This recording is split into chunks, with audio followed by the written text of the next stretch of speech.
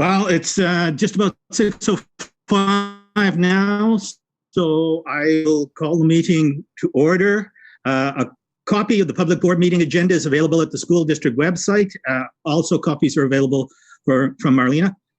Public board meetings are recorded and live streamed on the school district YouTube channel.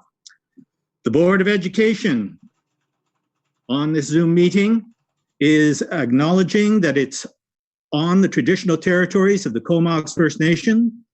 We would like to thank them for the privilege of living on their land and for the gift of working with their children. This is a committee of the whole. It has one subject area, the annual budget recommendations. This is for board information. And at this point, I will turn it over to our Secretary Treasurer to introduce the budget. Thank you very much. Okay, so one topic on the agenda tonight, and that is the preliminary budget for the 2021 school year. So included in your package tonight is a summary of the budget information that you received at the last board meeting. At the April board meeting, you received not a large, but a fairly large package with a lot of information. This is a summary of that information. And highlighted in the summary package are two changes to the budget adjustments. So there's been two changes since you last received the package. One of those is regarding our international program, and the other one is regarding the teacher labor settlement funding. And I'll touch on both of those in more detail shortly. But just to take you quickly through the package, the first document on page 2 of the package, page 2, you will have seen this before. It's a summary of the funding that we are receiving in the preliminary operating grant, and it shows the increase in funding that we are receiving over the final budget that we are working with right now in the current year. So the first big column is the final budget in the current year, and then the second big column is our projected operating grant, our estimated operating grant for next year based on our projected enrollment. The district, as you can see at the bottom in green, is receiving an additional $2.479945 million in the preliminary grant for next year. And the next page provides a bit of a reconciliation for you so you can understand how we are generating that increase. So if you flip to page 3, the top section under revenue walks you through our actual operating grant. So as part of the funding model review, if you recall, there were a number of ministry grants that were previously included in a line item called Other Ministry of Ed Grants. I'm doing quotation marks as I say that. These grants have now been rolled into the operating grant. So on the revenue reconciliation page, on page 3 at the top, you can see that 3 grants have been rolled into the operating grant, and that is the carbon tax grant, the employer health tax grant, and the labor settlement funding grant for our support staff. There's also the addition of a newly created grant called the Equity of Opportunity Grant, and the remainder of the operating grant increase, approximately $1 million, is due to enrollment growth. So that is a breakdown of what makes up that $2.4 million that we are receiving in additional funding this year based on our projected enrollment. The other revenue changes. So on our other revenue line items, you'll see the 3 grants that were rolled into the operating grant. They're being removed from their individual line items. So the carbon tax grant no longer shows under other revenue. Employer health tax grant and support staff labor settlement funding are showing as negatives because they're coming out of that other revenue line item and they've been rolled into the top number up top, the operating grant. Our other revenue will also be decreased next year due to a reduction in the investment income of approximately $100,000. And then the 2 new changes to revenue, which weren't included in the last package, are a reduction in the international program revenue of approximately $1.4 million This includes the $390,000 district contribution that has been budgeted for in the current year. And so overall, this reduction is due to an estimated decrease of approximately 60 international students that were less students expected in September. The second item is the labor settlement funding for teachers. This is funding that will be received by the Ministry of Education to cover the general wage increases that were included in the provincial collective agreement that was ratified on May 1st, as well as some other contractual increases to the salary grids and increases to the wage impacted benefits. The amount that was included in the package that you're looking at right now is $1.6 million. But the ministry, and that was based on estimates that we did through our payroll department and in our finance department. But the ministry actually confirmed yesterday that the amount will actually be $2.2 million. So when you approve the budget in a couple of weeks, just know that that number will be larger. It will be $2.2 million showing up as labor settlement funding for teachers.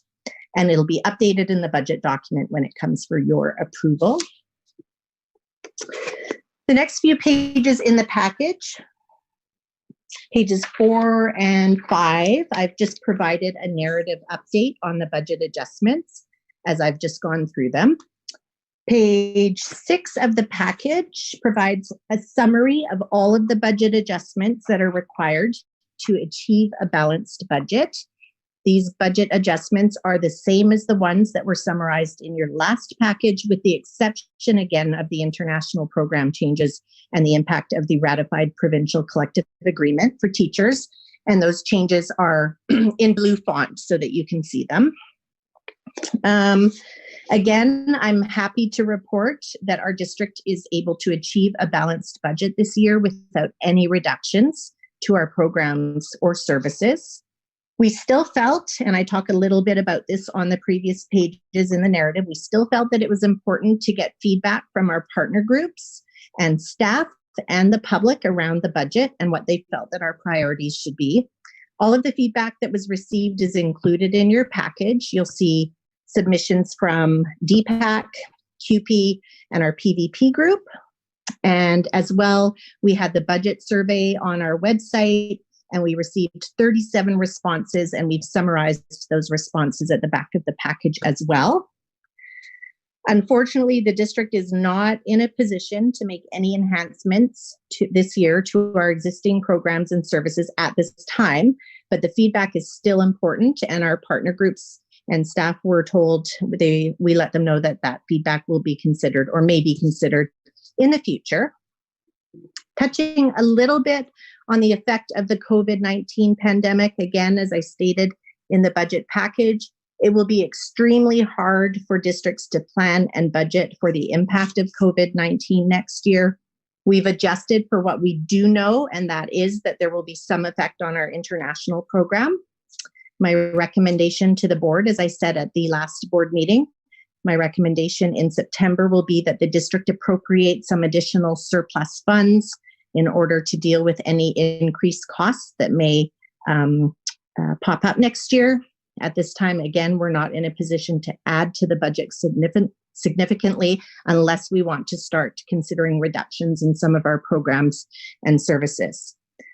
So at the May 26th board meeting, which is in 2 weeks, the proposed budget adjustments that you're looking at today will be incorporated into the budget document that the ministry requires.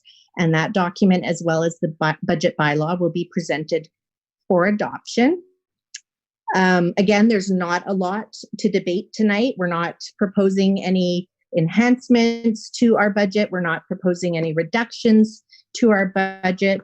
But I'm happy at this time to answer any questions or allow for any discussion. Nicole, can I just add something, Mr. Chair, to the budget? And I just want to draw your attention to, in CUPE's letter, the request for daytime custodial, that is going forward, as Nicole talked about the COVID cost or the additional cost. In order for us to move forward into stage 3, which is occurring in June, and then subsequently what September may or may not bring, we will need to have a daytime custodian, so that cost could come out, and we may need to address that moving forward. I know right now operations is working really hard at doing some shift changing and whatnot to ensure that our custodial staff is in our buildings, but moving forward, not knowing what September will bring, that request that was made is something that we're going to have to deal with sooner rather than later.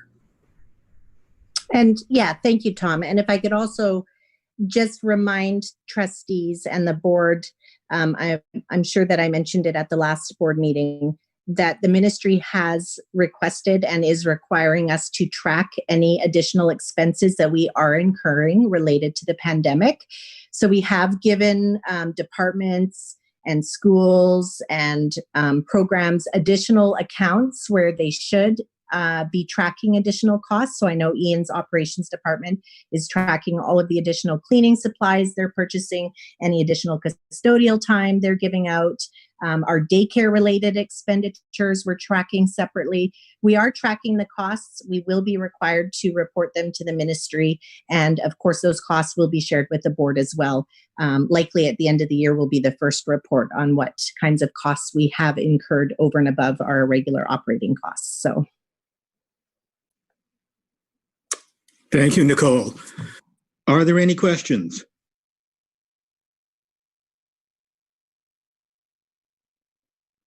Michelle.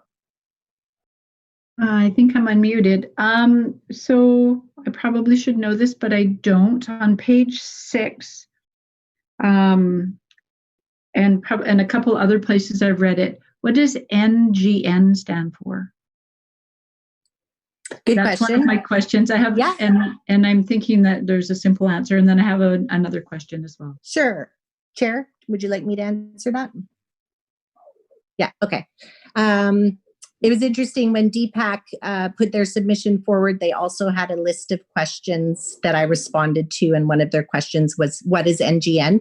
NGN is our next generation network. It's essentially the internet connections that we use provided by the ministry. So what happens is it's a cost to the district. We pay for it, and then the ministry recovers funds from us.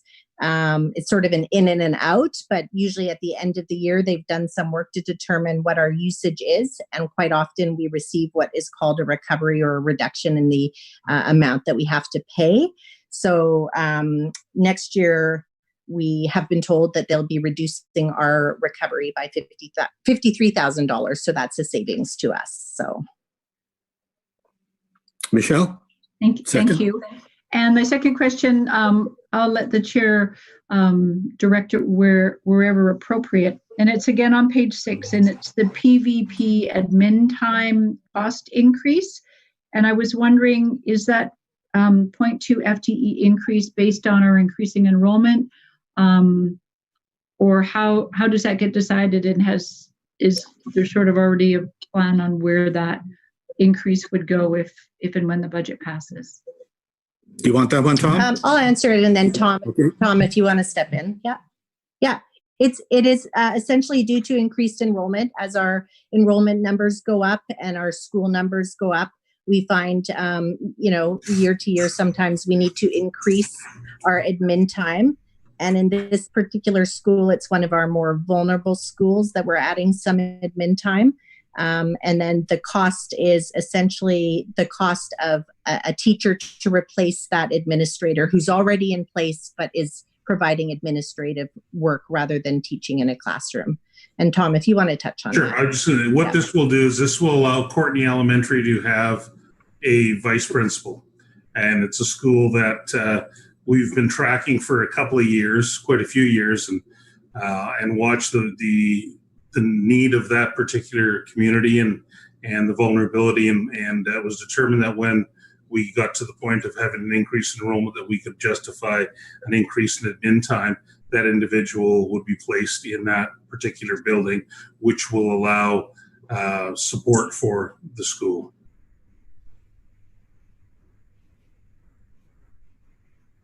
Okay. Any other questions?